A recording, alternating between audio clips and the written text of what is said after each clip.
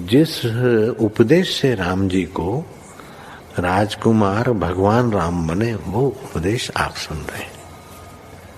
कितना ऊंचा ग्रंथ है। इसको वाल्मीकि रामायण भी बोलते, योग वशिष्ठ महारामायण भी बोलते। राम तीर्थ ने इसी का बार बार अध्ययन किया था। ये आप भी शांत हो जाएंगे परमात्मा में, और दूसरों को भी शांति देने की क्षमता देने वाला ये सदग्रंथ है। इसको वेदांत का सिद्धांत ग्रंथ बोलते हैं। दूसरे होते प्रक्रिया ग्रंथ।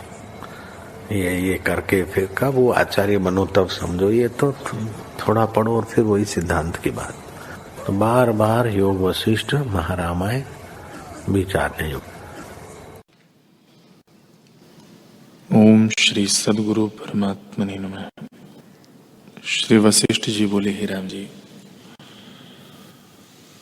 यह संसार भ्रम मायामय है और अत्यंत भास्वर यानी प्रकाश रूप भासता है, पर महाशून्य और अविचार सिद्ध है। विचार करके ज्ञान हुए से शांत हो जाता है। जैसे मृग तृष्णा का जल भली प्रकार देखे से शांत हो जाता है। यद्यपि अज्ञानी बड़े पद को प्राप्त होता है, तो भी मोह से अधो चला जाता है। जैसे दाम व्याल कट महाजाल में पड़े थे। कहाँ तो वह बल की भौहें टेढ़ी करने से सुमेरु और मंदराचल से पर्वत गिर जावे, और कहाँ राजा के गृह में काष्ठ के छिद्र में मच्छर हुए। कहाँ वह बल जिसके हाथ की चपेट से सूर्य और चंद्रमा गिर पड़े, और कहाँ प्रद्युम्न पहाड़ के ग्रह छिद्र में चिड़िया होना। कहाँ वह बल जो सुमेरु पर्वत को पीले फूल की नाई लीला करके उठा लेना, और कहाँ पहाड़ के शिखर पर गृह में पक्षी होना। हे राम जी, एक अज्ञान रूपी अहंकार से इतनी लघुता को जीव प्राप्त होते हैं, और अज्ञान से रंचित हुए मिथ्या भ्रम देखते हैं। ओम श्री सद्गुरु परमात्मने नमः। श्री योग वशिष्ठ महारामायण निर्वाण प्रकरण सर्ग 23। भुषुंडी जी बोले, हे मुनीश्वर, जैसा मैं हूं सो तुम्हारी आज्ञा का पालन करने के लिए कहा है, नहीं तो गुरु के आगे कहना भी ढिठाई है। तुम ज्ञान के पारगामी हो। फिर मैं बोला, हे भगवन, आश्चर्य है, और आश्चर्य से भी आश्चर्य है कि तुमने श्रवण का भूषण इस कथा को कहा। आत्म उदित रूप जो वचन तुमने कहे वे परम विस्मय जनक है। हे भगवन, तुम धन्य हो। तुम महात्मा पुरुष हो, और चिरंजीवों में तुम मुझको साक्षात दूसरे ब्रह्मा जान पड़ते हो। आज मैं भी धन्य हूं कि तुम जैसे महापुरुष के मुख से इस प्रकार आत्म तत्व सुना। जैसे मैंने पूछा वैसे ही तुमने कहा। हे साधो, मैंने सब भूतल के लोक, दिशाएं, आकाश और पाताल के लोक भी देखे हैं। त्रिलोकी में तुम सा कोई बिरला ही होगा। जैसे बांस बहुत है पर मोती उपजाने वाला बिरला ही होता है, वैसे ही तुम जैसे बिरले ही है। हे साधो, आज मैं पुण्यरूप हुआ। आज मेरी देह पवित्र हुई, जो तुम जैसे मुक्त आत्मा का दर्शन हुआ। हे साधो, अब सप्त ऋषियों के बीच जाता हूं। मेरी मध्याह्न संध्या का समय हुआ है। श्री वशिष्ठ जी बोले, हे रामचंद्र जी, जब मैंने ऐसे कहा तब भुशुंडी कल्पवृक्ष से उठ खड़ा हुआ। उसने सुवर्ण का पात्र मोती और रत्नों से भरा और अर्घ्य पाद्य से पूजन किया। जैसे सदाशिव की पूजा करते हैं वैसे उसने चरणों से लेकर मस्तक पर्यंत मेरा पूजन किया और बहुत नम्र होकर प्रणाम किया। मैंने भी उसको प्रणाम किया। इस प्रकार परस्पर नमस्कार करके मैं वहां से उठ खड़ा हुआ और आकाश मार्ग को चला। जैसे पक्षी उड़ता है वैसे ही मैं उड़ा और वह भी मेरे साथ उड़ा। परस्पर हम दोनों हाथ मिलाए जब 1 योजन पर्यंत चले गए तब मैंने उससे कहा, हे साधो, तुम अब यहां से लौट जाओ। इस प्रकार बारंबार कहकर मैंने उसको रोका और मैं चला गया। जब तक मैं उसको देख पड़ता रहा तब तक वह देखता रहा। जब मैं न दिखा तब वह अपने स्थान में जा बैठा। मैं सप्तऋषियों के मंडल में जा पहुंचा और अरुंधति ने मेरा पूजन किया। हे रामचंद्र जी, भुशुंडी के आश्चर्यजनक वचन मैंने तुमको सुनाए। अब भी सुमेरु के शिखर पर उस कल्प वृक्ष की लता में वह कल्याण रूप वैसे ही स्थित है। वह शांति रूप, मान करने योग्य और सदा समाधिस्थ है। हे रामचंद्र जी, यह मेरा और उसका समागम सतयुग के 200 वर्ष व्यतीत होने पर हुआ था। अब सतयुग बीत गया और त्रेता युग चल रहा है जिसमें तुम उपजे हो।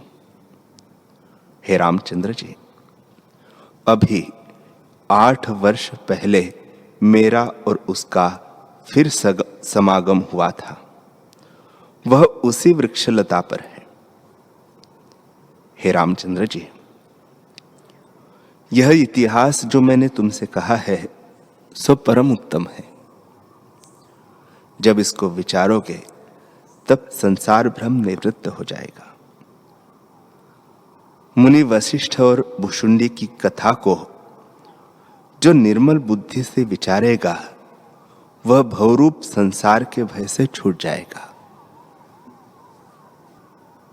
श्री वशिष्ठ जी बोले, हे अनघ, यह जो मैंने तुमसे भुशुंडी का वृत्तांत कहा है, इसे बोध करके भुशुंडी महासंकट से तरा है।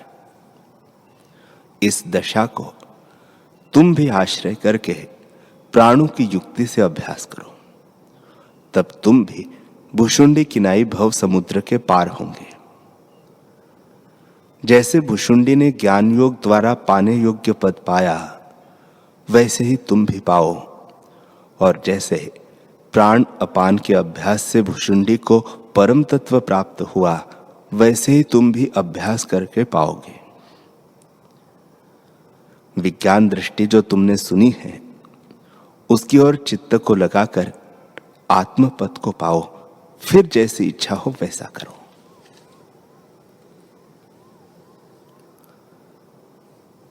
राम जी ने पूछा, है भगवान, पृथ्वी में आपके ज्ञान रूपी सूर्य की किरणों के प्रकाश से मेरे हृदय से अज्ञान रूपी तम दूर हो गया और अब प्रबुद्ध होकर अपने आनंद रूप में स्थित हुआ हूं। मैंने जानने योग्य पद को जान लिया, मानो दूसरा वशिष्ठ हो गया हूं। हे भगवान, यह भुशुंडी का चरित्र आपने परमार्थ बोध के निमित्त कहा। अब मेरा प्रश्न यह है कि रक्त, मांस और अस्थि का शरीर रूपी ग्रह किसने रचा है, कहां से उपजा है, कैसे स्थित हुआ है और कौन इसमें स्थित है? श्री वशिष्ठ जी बोले, हे रामचंद्र जी, परमार्थ तत्व के बोध और दुख की निवृत्ति के अर्थ ये मेरे वचन सुनो। अस्थि इस शरीर रूपी ग्रह का खंभा है और उसके 9 द्वार है। रक्त मांस से जो लेपन किया है सो किसी ने बनाया नहीं, आभास मात्र है और मिथ्या भ्रम से भासित होता है। जैसे आकाश में दूसरा चंद्रमा भ्रम से भासित होता है, वैसे ही असत रूप यह शरीर भी भ्रम से भासित होता है। हे रामचंद्र जी, जब तक अज्ञान है तब तक देह सत्य भासित होता है, और जब ज्ञान होता है तब देह असत रूप भासित होता है। जैसे स्वप्न काल में स्वप्न के पदार्थ सत्य जान पड़ते हैं और जागृत काल में स्वप्न असत्य लगता है, वैसे अज्ञान काल में अज्ञान के देहादिक पदार्थ सत्य लगते हैं और ज्ञान काल में असत्य हो जाते हैं। जैसे जल में बुलबुला जल के अज्ञान से सत्य लगता है और जल के जाने से असत्य लगता है, या सूर्य की किरणों में मरुस्थल की नदी दिखती है, वैसे ही आत्मा में देह की भावना होती है। हे रामचंद्र जी, जो कुछ जगत प्रपंच भासित होता है वह सब आभास मात्र है और अज्ञान से भासित होता है, और अहम तुम आदि कल्पना सब मनोमात्र मन में फुरती है। तुम जो कहते हो कि देह अस्थि और मांस का ग्रह रचा है, सो अस्थि मांस से नहीं रचा, केवल संकल्प मात्र है। संकल्प से भासित होता है और संकल्प के अभाव में देह नहीं पाई जाती।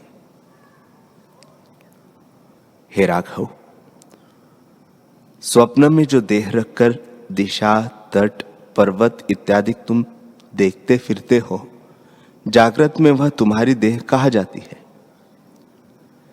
जो देह सत्य होती तो जागृत में भी रहती।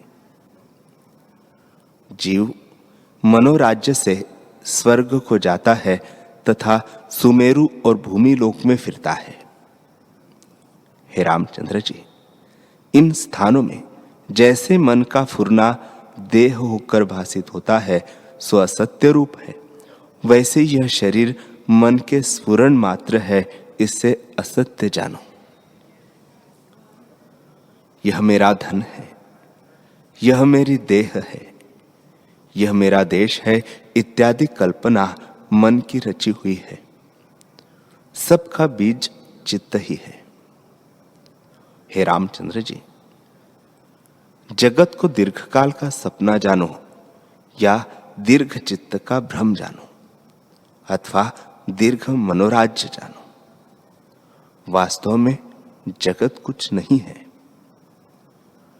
जब जीव अपने वास्तव परमात्मा स्वरूप को अभ्यास करके जानता है, तब जगत असत्य रूप भासित होता है।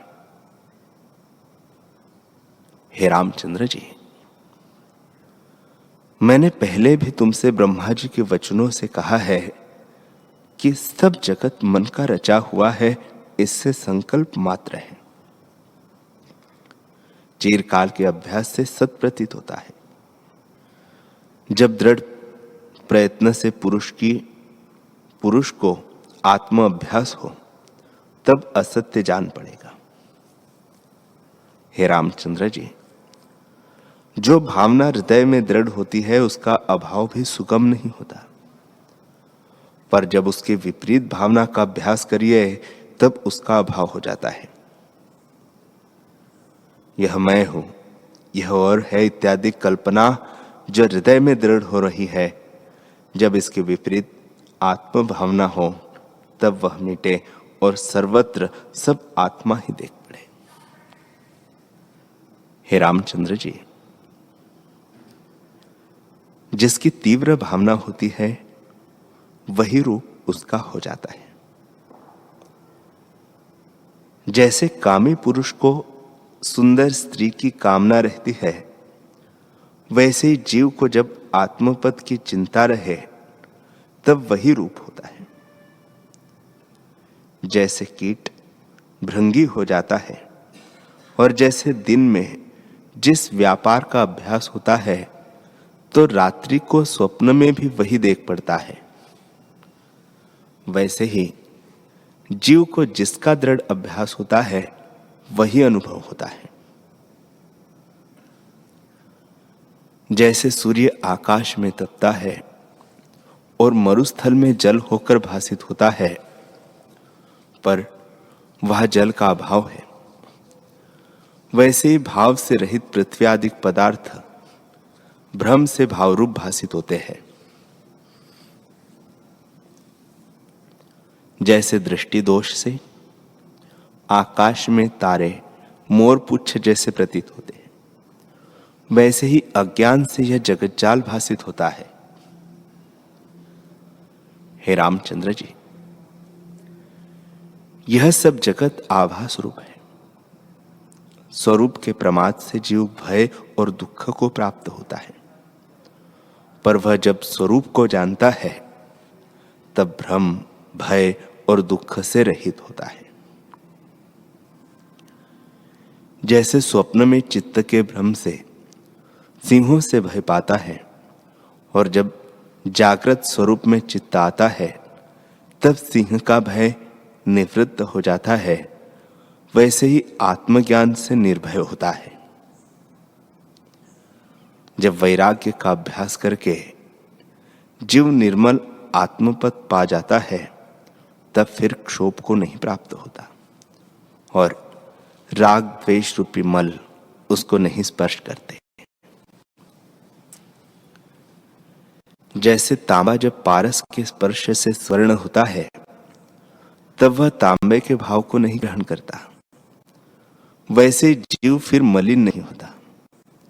अहम तम आदि जो कुछ जगत भासता है वह सब आभास मात्र ही है।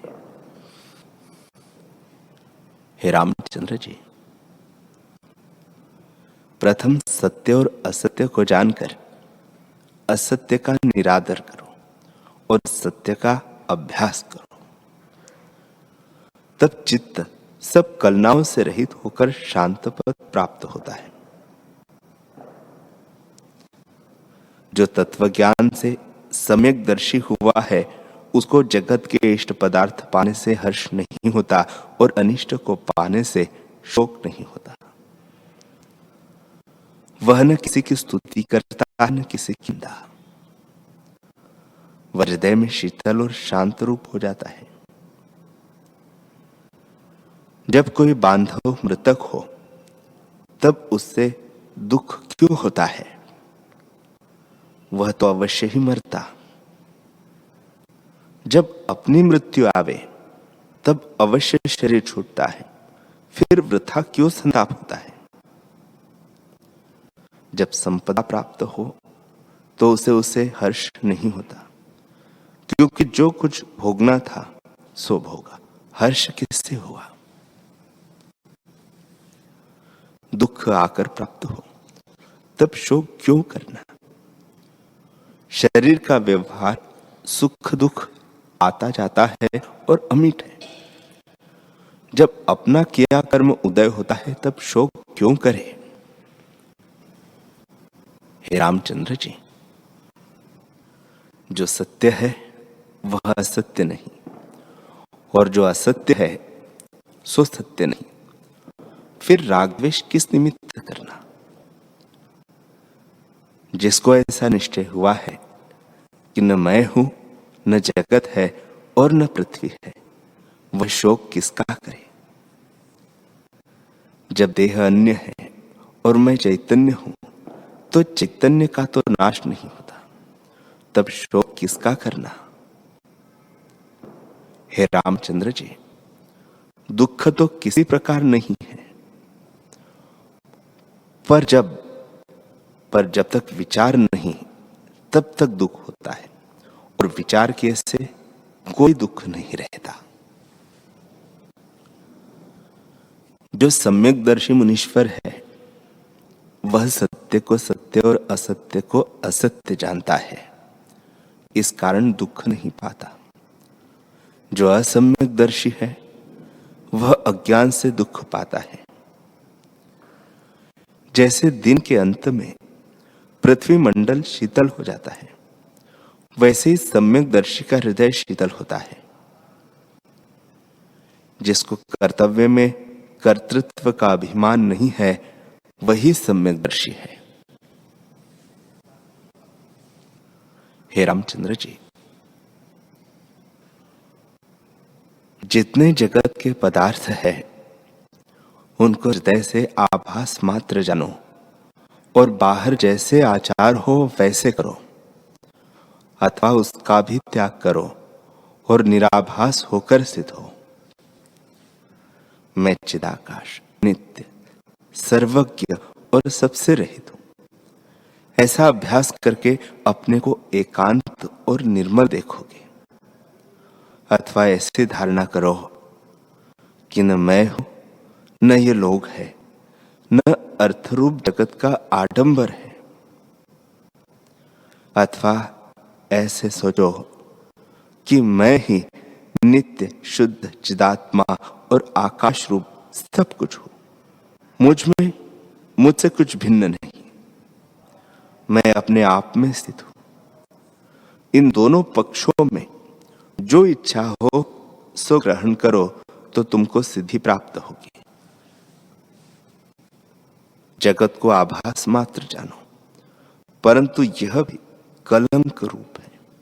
अतः इस चिंतना को भी त्याग कर निराभास हो। तुम चिदाकाश, नित्य, सर्वव्यापी और सबसे रहित हो। आभास को त्याग कर निर्मल अद्वैत हो रहो, अथवा विधि निषेध दोनों दृष्टियों का आश्रय करो। हे रामचंद्र जी, क्रिया को करो परंतु राग द्वेष से रहित हो। जब राग द्वेष से रहित होंगे तब उत्तम पदार्थ ब्रह्मानंद को पाओगे, जो सबका अधिष्ठान है उसको पाओगे। हे रामचंद्र जी, जिसका हृदय राग द्वेष रूपी अग्नि से जलता है उसको संतोष, वैराग्य आदि गुण नहीं प्राप्त होते। जैसे दग्ध भूतल के वन में हरिण प्रवेश नहीं करते, वैसे ही राग द्वेष आदि युक्त हृदय में संतोष आदि नहीं प्रवेश करते। हे रामचंद्र जी, हृदय कल्पतरु है, ऐसा वृक्ष जो राग द्वेष अधिक सर्पों से रहित है। उसे कौन पदार्थ है जो प्राप्त न हो? शुद्ध हृदय से सब कुछ प्राप्त होता है। हे रामचंद्र जी, जो बुद्धिमान है और शास्त्र का ज्ञाता भी है, परंतु राग द्वेष संयुक्त है, वह सियार की नाई नीच है, उसको धिक्कार है। जिन पदार्थों को पाने के निमित्त लोग यत्न करते हैं वे तो आते जाते रहते हैं। धन को इकट्ठा कोई करता है और ले कोई जाता है, तब राग द्वेष किसका करिए? जो कुछ प्रारब्ध है सो अवश्य होता है। धन का व्यर्थ यत्न क्यों करिए? बांधव और वस्त्र आते हैं और फिर जाते भी हैं। जैसे समुद्र में जल तंतुओं का आश्रय बुद्धिमान नहीं लेते, वैसे ही जगत के पदार्थों का आश्रय ज्ञानवान नहीं लेते। भाव अभाव रूप परमेश्वर की माया है। संसार की रचना स्वप्न की तरह है। उसमें जो आसक्त होते हैं उनको वह सर्पिणी की तरह डसता है। धन, बांधव और जगत वास्तव में मिथ्या ही है, अज्ञान से सत्य भासित होते हैं। हे रामचंद्र जी, जो आदि में न हो और अंत में भी न रहे पर मध्य में भासित हो, उसको भी असत्य जानिए। जैसे आकाश में फूल असत्य है, वैसे ही संसार रचना असत्य है। जैसे संकल्प की रचना असत्य है, जैसे गंधर्व नगर सुंदर भासित होता है पर नष्ट हो जाता है, और जैसे स्वप्नपुर दीर्घकाल का भासित होता है पर भ्रमरूप है, वैसे यह जगत असत्य रूप और भ्रममात्र है। केवल संकल्प रूप अभ्यास के वश से दृढ़ता को प्राप्त हुआ है। दीवार जो साकार भासित होती है वह आकार से रहित प्रकाश रूप है, और आत्मपद सुषुप्ति की तरह अद्वैत रूप है। उस सुषुप्ति पद से जीव जब गिरता है तब दीर्घ स्वप्नों को देखता है। हे रामचंद्र जी, अज्ञान रूपी निद्रा में जो अपने स्वभाव से गिरा है वह संसार रूपी स्वप्न भ्रम को देखता है। जब अज्ञान रूपी निद्रा का अभाव हो तब यह आत्मराज्य और निर्विकल्प मुदित आत्मपद को प्राप्त होता है। जैसे सूर्य को देखकर कमल प्रफुल्लित होते हैं, वैसे ही ज्ञान से शुभ गुण विकसित होते हैं। आत्मरूपी सूर्य सब दुखों से रहित है। जो पुरुष निद्रा में होता है वह सूक्ष्म वचनों से नहीं जागता, पर बड़े शब्द करने और जल डालने से जागता है। वैसे ही मैंने मेघ की तरह गरज कर तुम पर वचन रूपी जल की वर्षा की है। ज्ञान रूपी शीतलता सहित ये वचन है। उनसे अब तुम ज्ञान रूपी जागृत बोध को प्राप्त हुए हैं। ऐसे ज्ञान रूपी सूर्य से जगत को भ्रमरूप देखोगे। हे राम, तुमको न जन्म है, न मृत्यु है, न कोई दुख है, न भ्रम है। तुम सब संकल्पों से रहित आत्म पुरुष अपने आप में स्थित हो। तुम्हारी वृत्ति सम, शांत और सुषुप्ति की भांति है। तुम अति विस्तृत, सम, शुद्ध और अपने स्वरूप में स्थित हो। इतना कहकर वाल्मीकि जी बोले कि इस प्रकार जब वशिष्ठ जी ने कहा तब राम जी सम, शांत और चेतन तत्व में विश्राम पाकर परमानंद को प्राप्त हुए। समस्त सभा जो बैठी थी वह भी वशिष्ठ जी के वचन सुनकर सम और आत्म समाधि में स्थित हुए और बोलने का व्यवहार शांत हो गया। पिंजड़े में जो पक्षी बोलते थे वे भी शांत हो गए। वन के जो वानर थे वे भी वचन सुनकर स्थित हो गए। सब और शांति छा गई। जैसे अर्धरात्रि के समय भूमि शांत हो जाती है, वैसे ही सभा के लोग चुप हो रहे और वचनों पर विचारने लगे कि क्या उपदेश मुनीश्वर ने किया है। एक घड़ी तक शांति रही।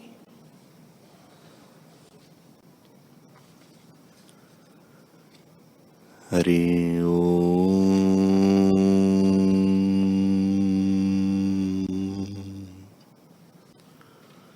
हरि ओम।